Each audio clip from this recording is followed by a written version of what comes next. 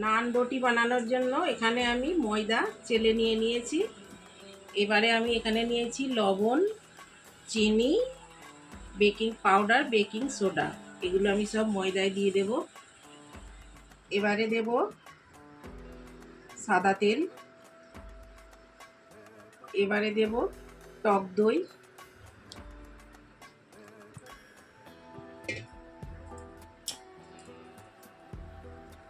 ভালোভাবে একবার মিশিয়ে নেব।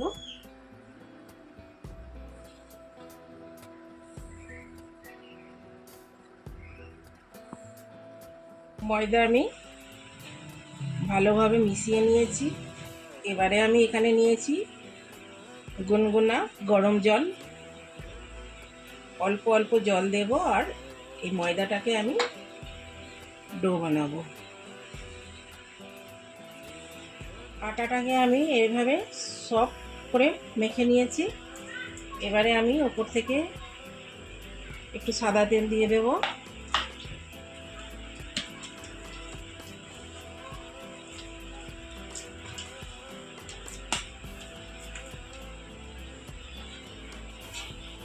এবারে আমি এই আটাটাকে আধ ঘন্টার জন্য ঢেকে রেখে দেব। আধা ঘন্টা পরে আমি এবার আটাটাকে খুলে দেখব। দেখুন ফুলে কত বড় হয়ে গিয়েছে। এবার হাতে করে খানিকক্ষণ মেখে নেব।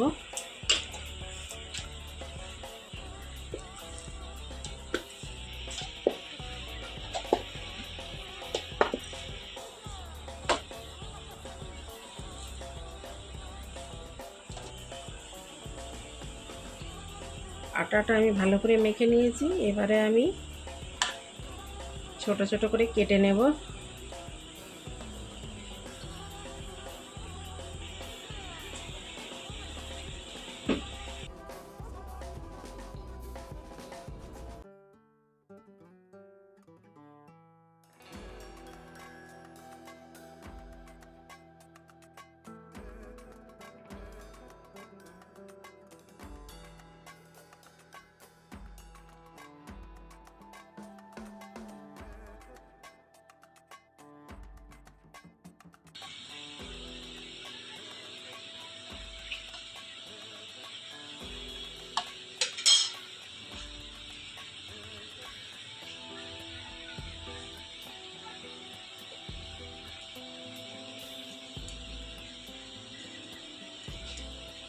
এবারে আমি এরকম করে ভেঁটা বানিয়ে রেখে দেব।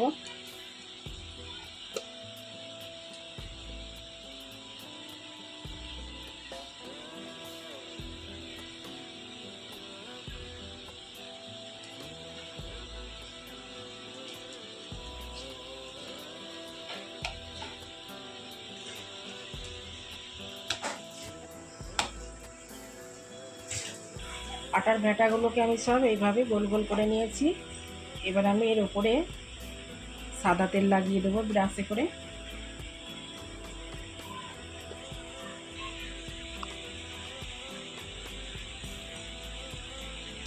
এবারে আমি এটাকে ঢাকনা দিয়ে 10 মিনিটের জন্য ঢেকে রাখবো। 10 মিনিট পর ঢাকনাটা খুলে আমি এখান থেকে একটা আটার ভেঁটা নিয়ে নেব। আর এটা আমি ঢাকা দিয়ে রাখবো ফের থেকে, যখন দরকার নেব আর ঢাকা দিয়ে রাখবো। এবারে আমি একটা বেলে নেব নান। খানিকটা বেলার পরে আমি কালো জিরে দিয়ে দেব, ধনেপাতা কাটা দিয়ে দেব,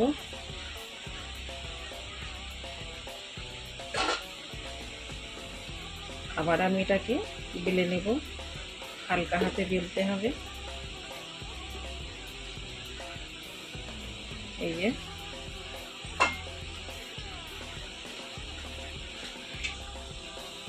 এবারে আমি এই নানটাকে উল্টে নেব। আর এই সাইডে আমি জল লাগিয়ে নেব। চুলোতে আমি একটা মাটির তাওয়া গরম করে নিয়েছি। এবার আমি এই নানটা এতে দিয়ে দেব। গ্যাসের ফ্লেমটাকে আমি মিডিয়ামে রাখবো। এই যে রুটিটা ফুলে উঠেছে, এবারে আমি এই তাওয়াটা উল্টো করে ধরবো।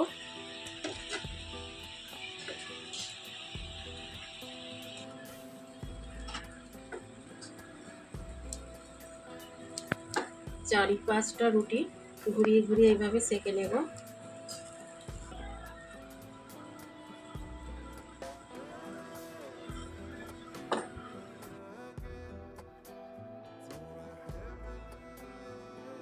আজকের পর থেকে নান রুটি আর বাজার থেকে কিনে খেতে হবে না,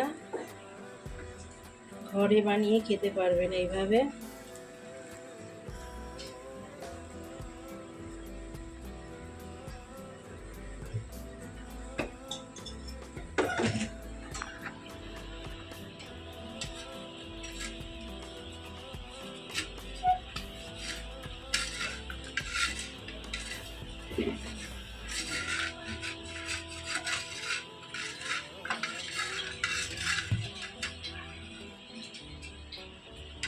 এই যে দেখুন কত সুন্দর হয়েছে, দুই সাইডেই ভালোভাবে সেঁকা হয়ে গিয়েছে।